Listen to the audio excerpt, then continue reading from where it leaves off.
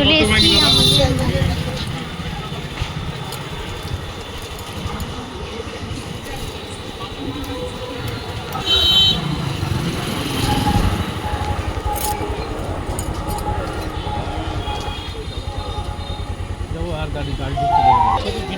হ্যাঁ।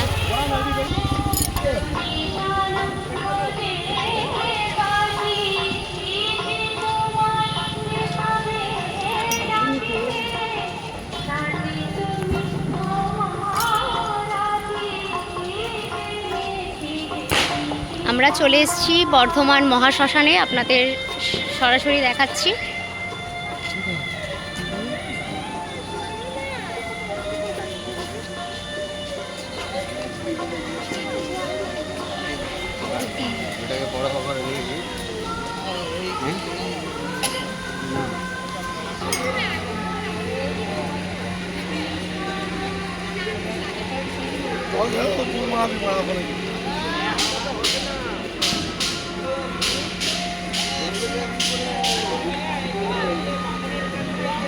কত বড় মোমবাতি